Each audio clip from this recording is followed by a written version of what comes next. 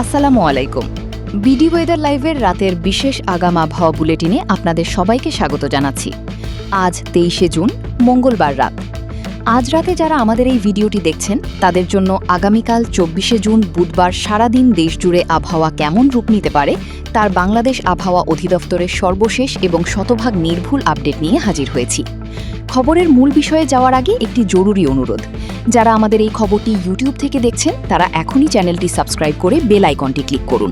আর যারা Facebook page থেকে দেখছেন তারা অবশ্যই পেজটি ফলো করে রাখুন এবং ভিডিওটি এখনই শেয়ার করে অন্য ভাইদের আগাম সতর্ক হওয়ার সুযোগ পেরে দিন।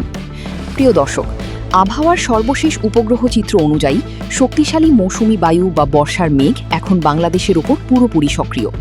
এর ফলে আগামীকাল বুধবার সকাল থেকেই দেশের আকাশ মেঘাচ্ছন্ন থাকবে এবং অধিকাংশ জেলায় দিনভর দফায় দফায় ভারী বৃষ্টির প্রবল সম্ভাবনা রয়েছে। প্রিয় দর্শক, খবরের এই অংশে শুরুতেই নজর দেওয়া যাক দেশের উত্তর ও উত্তর পূর্বাঞ্চলের দিকে, যেখানে গত কয়েকদিনের টানা বৃষ্টিতে বন্যা পরিস্থিতি ইতিমধ্যেই আশঙ্কাজনক। আবহাওয়া অফিসের বিশেষ সতর্কতা অনুযায়ী আগামীকাল 24 জুন বুধবার সিলেট, ময়মনসিংহ এবং রংপুর বিভাগের প্রায় প্রতিটি জেলায় দিনভর মাঝারি থেকে অতি ভারী বর্ষণ হতে পারে। ওপার থেকে নেমে আসা পাহাড়ি ঢল এবং দেশের ভেতরের এই ভারী বৃষ্টির কারণে আগামীকাল সিলেট, সুনামগঞ্জ, নেত্রকোনা এবং কুড়িগ্রামের নিচু এলাকার বন্যা পরিস্থিতির আরও অবনতি ঘটার আশঙ্কা রয়েছে। সুরমা ও কুশিয়ারা নদীর পানি নদী তীরবর্তী এলাকাগুলোতে বিপদসীমার ওপর দিয়ে প্রবাহিত হচ্ছে। আগামীকালও এই অঞ্চলে বৃষ্টির তোড় কমার কোনো লক্ষণ নেই, তাই নদী সংলগ্ন এলাকার বাসিন্দাদের নিরাপদ আশ্রয়ে থাকার এবং সতর্ক নজর রাখার পরামর্শ দেওয়া হচ্ছে।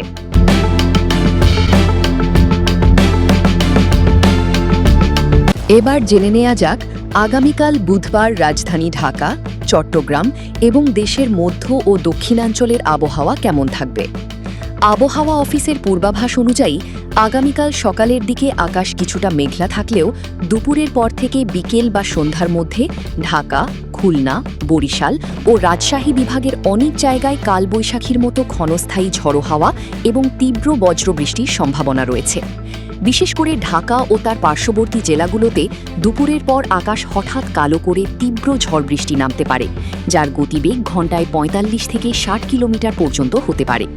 তবে উপকূলীয় জেলাগুলোতে এবং চট্টগ্রাম বিভাগে আগামীকাল বৃষ্টির পরিমাণ ও তীব্রতা দুটোই বেশি থাকবে।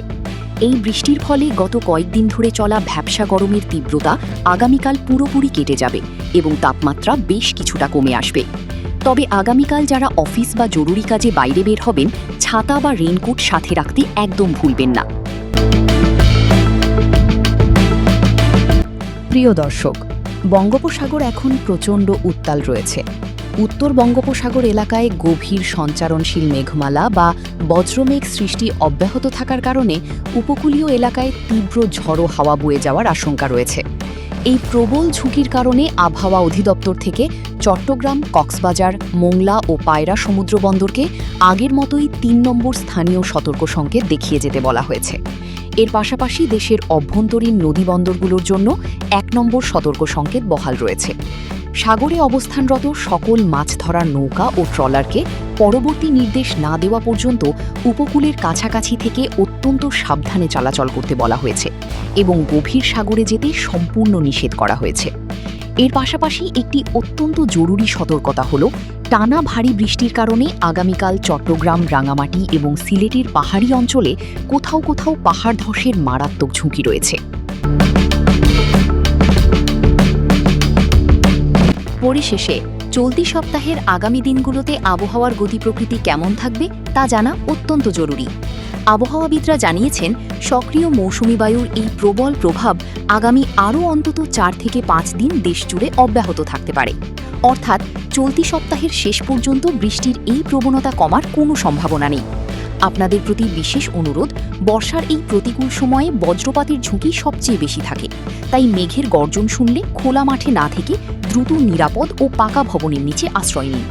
প্রিয় দর্শক, আগামীকাল আপনার জেলায় বৃষ্টির সম্ভাবনা কেমন মনে হচ্ছে তা আমাদের নিচে কমেন্ট করে অবশ্যই জানিয়ে দিন। ভিডিওটি ভালো লাগলে ফেসবুকের ভাইয়েরা এখনই একটি লাইক ও শেয়ার করবেন এবং ইউটিউবের ভাইয়েরা চ্যানেলটি সাবস্ক্রাইব করতে ভুলবেন না। সবাই নিরাপদে থাকবেন। আল্লাহ হাফেজ।